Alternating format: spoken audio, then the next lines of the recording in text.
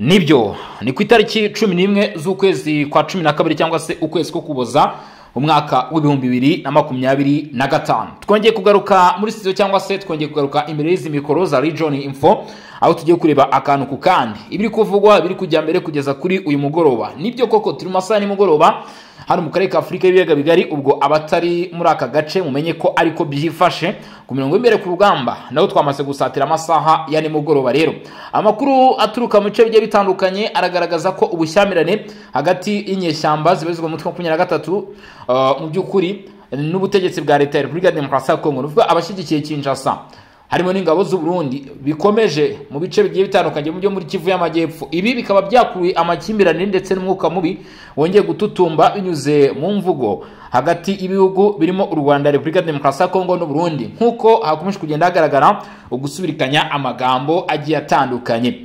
Abarwanya umutwe wa 23 mu rugendo bakomeje bivuga ko abari mu gisirikare cya leta ya Kongo FARDC bakomeje kugenda batana mu mitwe n'uyu mutwe. Ariko kandi dushime cyane ingabo z'u Burundi.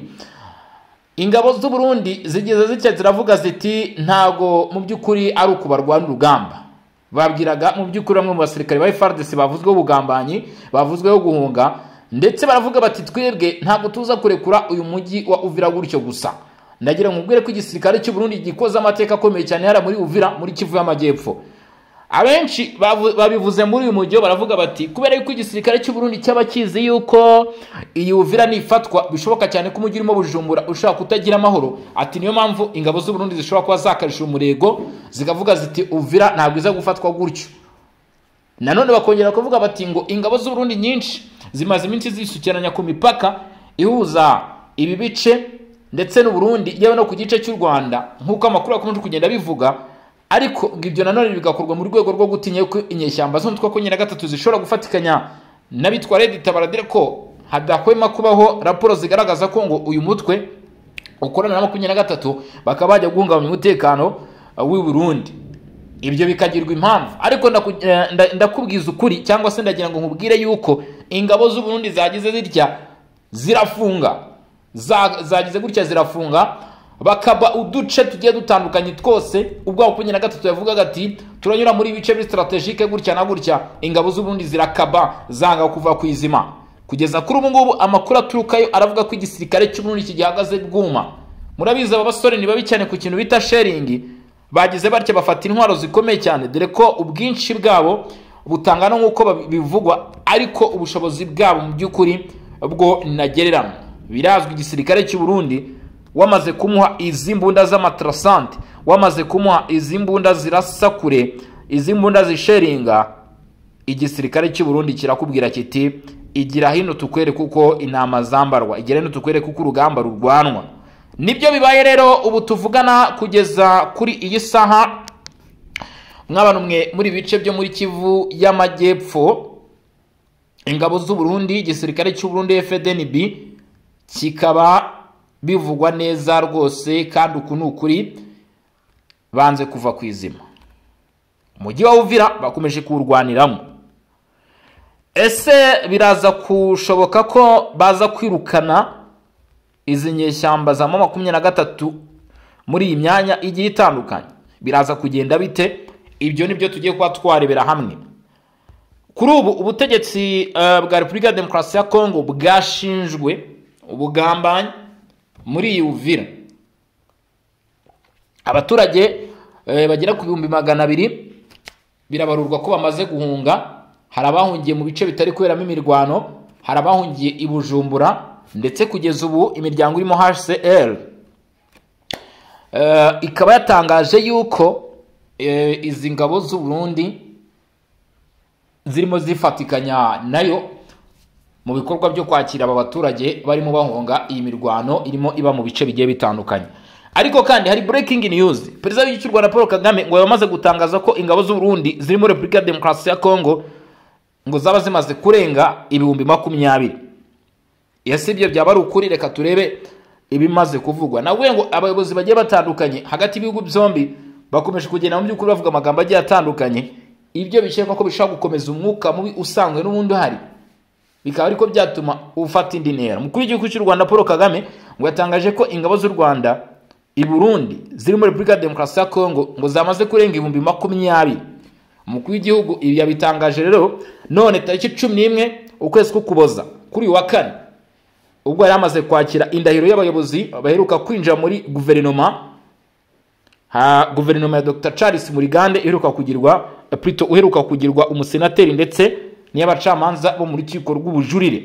Nibwo yavuze aya magambo agaruka ku bijyanye rero n'umutekano muri aka karere ka Afurika y'ibiyaga bigari. Ibi abivuze mu gihe abarimo Perezida Evariste Ndayishimiye, abarimo Felix Tshisekedi bakomeje gushinja u Rwanda guhonyora ndetse no guhungabanya amasezerano yerutse gusinywa ya Washington agamije amahoro. Muri ibi bitero biri gukorwa, bavuga ko biri gukorwa n'ingabo z'u Rwanda. Perezida Paul Kagame yakomeje akomoza ku masezerano y'amahoro u Rwanda ruheruka gusinyana na Repubulika ya Demokarasi ya Kongo ndetse n'imirwano ikomeje kubera mu burasirazuba bwa Kongo, nawe nk'uko bagenzi be bamaze iminsi babivuga. Reka turebe cyangwa se reka dukomeze aya makuru tureba mu by'ukuri ibyo yakomeje kugenda atangaza, dusoma no ku mazi gake gake. Ati n'amasezerano yavuze ko adafite aho ahuriye n'iriya mirwano kuko yashyizweho umukono mu gihe imirwano isanzwe iriho. Ndayansubiremo akakantu ati n'amasezerano, aya masezerano wumvaga Kinshasa yakomeje kugenda ivuga, Burundi bwakomeje kugenda buvuga, umukuru w'igihugu cy'u Rwanda Perezida Paul Kagame agize ati n'amasezerano adafite aho ahuriye n'iyi mirwano ngo kuko yashyizweho umukono mu gihe imirwano isanzwe iriho. Nshuti bavandimwe banywanye bataramukazi mwe mudukurikirana, nta byinshi mvuga hano, jya muri comment, dure muri comment section utubwire igitekerezo cyangwa se inyunganizi kuri aya magambo avuzwe n'umukuru w'igihugu kuri aya masezerano aherutse gusinywa ndetse n'ibi biri kuba. Reka mbisubire mushaka kuba mutabyumvishe. Aravuze ati aya masezerano ntahuriye n'iriya mirwano kuko yagizweho umukono mu gihe imirwano ari isanzwe iriho. Dure muri comment. Ati n'imirwano umutwe wa 23 barizwa muri urugihugu rwa Kongo uhanganyemo n'ibiro ry'ingabo za leta Repubulika ya Demokarasi ya Kongo zirimo n'iz'u Burundi. Umukuru w'igihugu akomoza kuri izo ngabo avuga ko ngo zinjiye muri Kongo Kinshasa cyangwa se zahageze kuri front line mu 2023, ubwo umuryango wa Afurika y'Uburasirazuba woherezagayo ingabo zabo mu butumwa bwo kugarura amahoro. Murabizi ko bwa SANDF icyo gihe twari duhari kabisa, ngira ngo bamwe twari twaramaze kumenyana cyangwa se hari n'abatari bakamenye ko duhari, ariko nagira ngo ko twari duhari. SANDF iri hariya rwose, ibihugu birimo Uganda, birimo Tanzania, ibihugu byari birimo Uburundi byoherezayo ingabo, izindi zigataha. Uganda niyo isa nkayo yatashye nyuma, hanyuma Uburundi busigarayo buhita bunoherezayo izindi ngabo kuko icyo gihe already tayari Felix Tshisekedi yaramaze kugirana amasezerano y'ubwumvikane hagati n'u Burundi mu bikorwa byo gutabarana. Umukuru w'igihugu akomoza kuri izi ngabo rero abigarukaho, aho yavuze ko ubwo leta ya Repubulika ya Demokarasi ya Kongo yirukanaga izo ngabo izishinja kwanga kujya mu mirwano n'umutwe wa 23 bazwa muri urw'uruzi rwa Kongo, byabaye ngombwa ko isaba iz'u Burundi kuhaguma. Ati ndetse iki gihugu cyo mu majyepfo y'u Rwanda gitangira no kohereza izindi ngabo nyinshi muri Kivu y'Amajyaruguru. Perezida Paul Kagame yavuze ko n'uyu munsi Perezida Paul Kagame yavuze ko ubwo yamenyaga ayo makuru yahamagaye kuri telefone Perezida Evariste Ndayishimiye amubaza impamvu ngo Burundi bwari bwohereje ku bwinshi ngabo muri Kivu y'Amajyaruguru, undi bikarangira yisemo kumubeshya nk'uko yabitangaje. Yagize ati ngira ngo tubivuge uko mu by'ukuri yabivuze cyangwa se uko yabitangaje.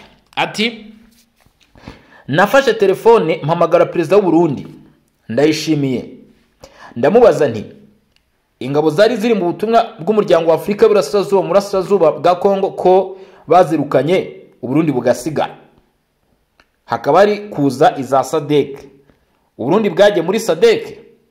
Ati oya, mwasigaye se kubera ko gusa muri inshuti za Kongo mushaka kuyishyigikira mu byari byo byose bakora?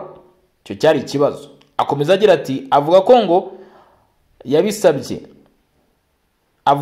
ngo yabisabye ari inshuti n'iki.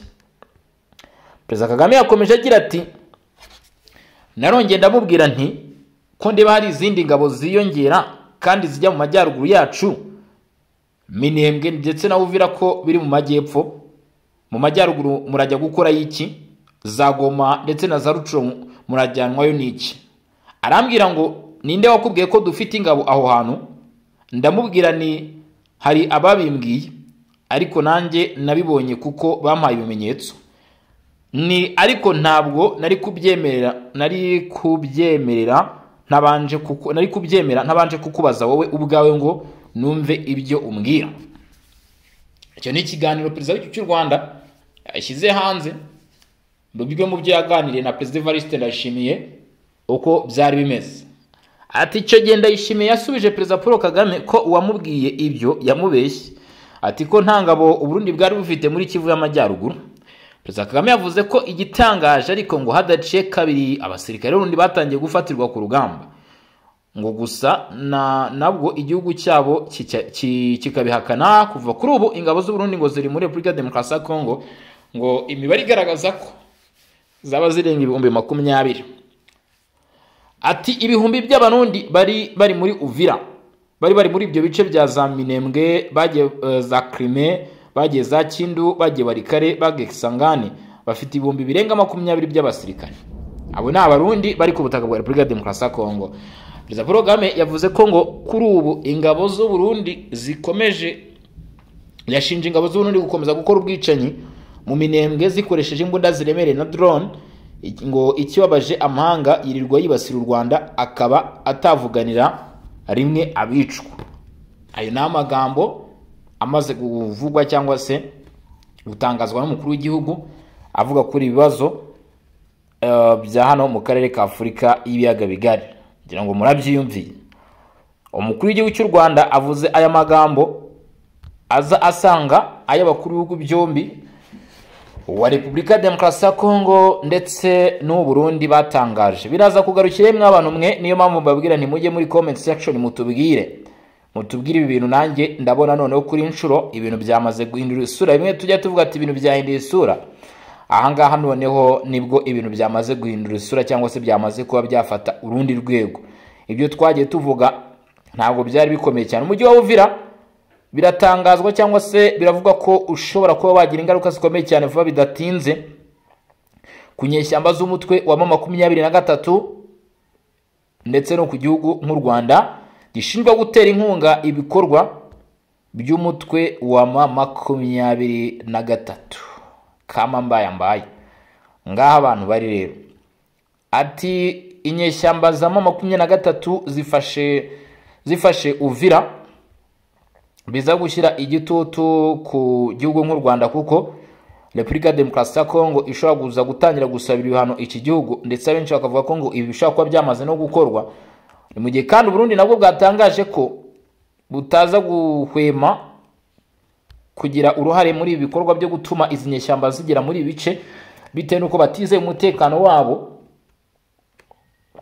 mu gihe izi nyeshyamba za 23 zaba zamaze kugera muri utu duce two muri Uvira.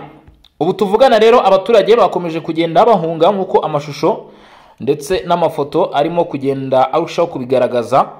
Narababwiye nti iyi ntambara muboni iba tutitaye ku ruhande rw'inyeshyamba, tutitaye ku ruhande rwa guverinoma, tutitaye ku nyungu izarizo zose n'abafite inyungu abari bo bose, uko byagenda kose, aho byanyura hose, ibi birangira bigize ingaruka kuri rubanda rugufi, birangira bigize ingaruka mbi. Nta n'undi muntu ufesinga cyangwa se uhura n'izi ngaruka nk'umuturage uri mu bice biri kuberamo imirwano.